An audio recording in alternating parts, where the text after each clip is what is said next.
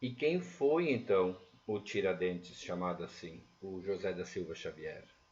Ele foi um dos líderes aí da Inconfidência Mineira, tá? E foi então tido aí por muitos como um herói nacional, tá? Mas quem foi esse homem? Quem foi essa pessoa que foi de uma certa forma transformada num grande herói nacional? Tá? Então, uma pequena biografia nós temos que fazer do Tiradentes, né?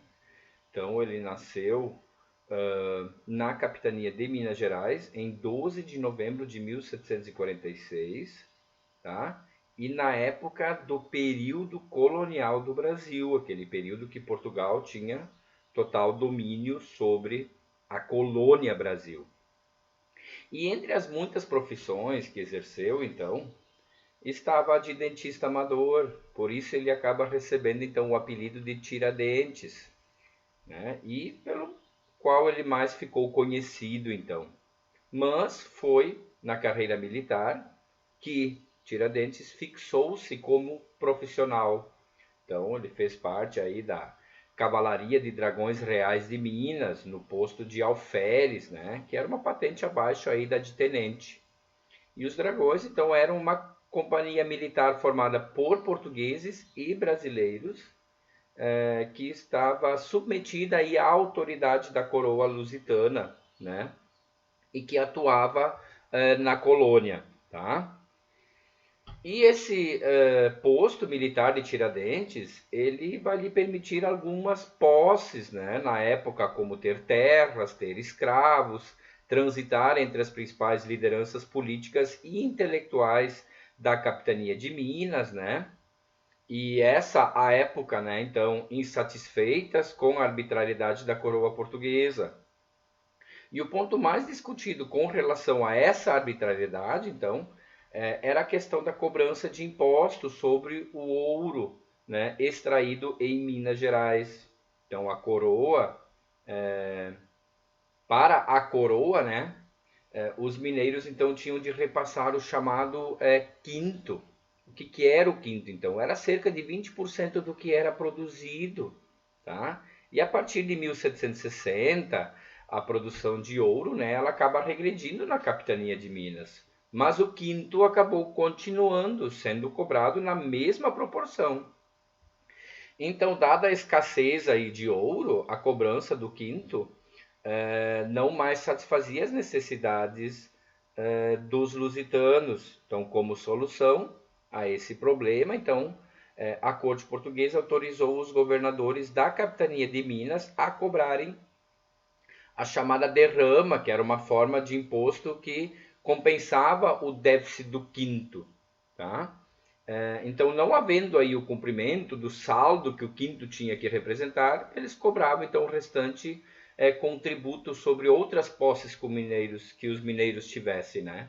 E isso qualquer bem, né, estava sujeito à imposição da derrama, tá? E isso gera uma grande insatisfação e essa derrama era cobrada à força, né, pela corte sobre os mineiros, tá?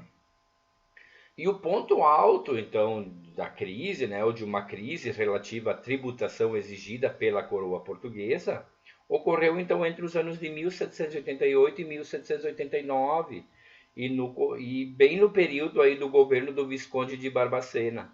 E foi nessa época que Tiradentes, então, e outras pessoas, entre elas intelectuais, militares, religiosos, poetas, né, como Cláudio Manuel da Costa, Tomás Antônio Gonzaga, acabaram organizando uma conspiração contra o governo de Barbacena.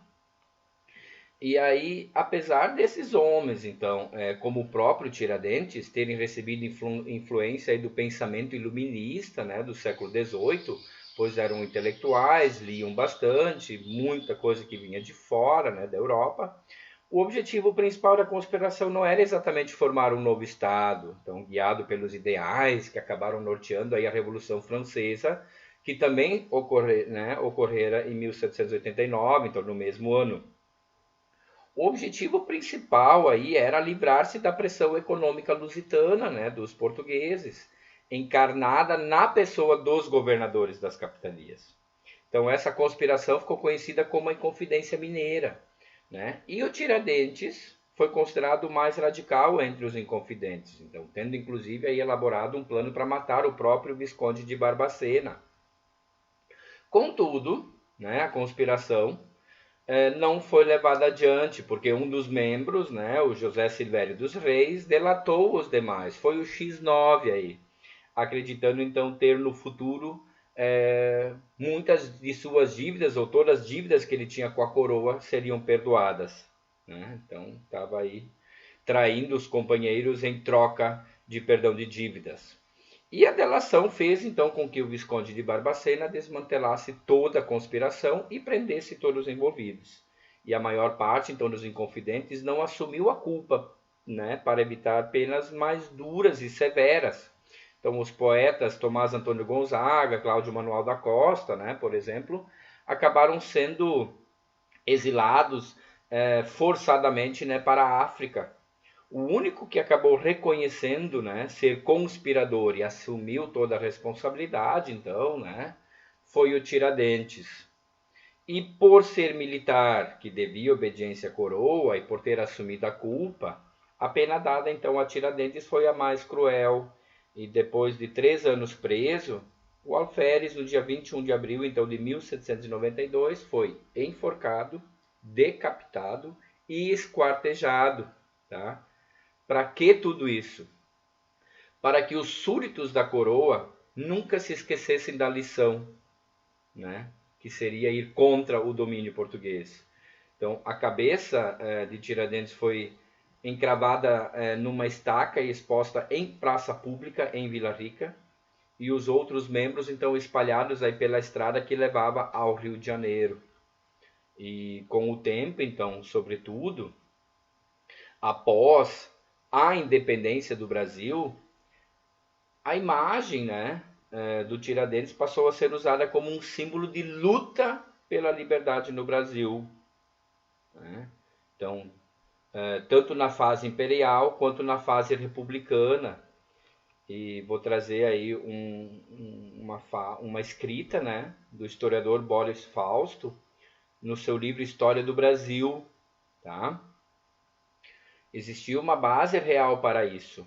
Há indícios de que o grande espetáculo montado pela coroa portuguesa para intimidar a população da colônia causou o efeito oposto, mantendo viva a memória do acontecimento e a simpatia pelos inconfidentes.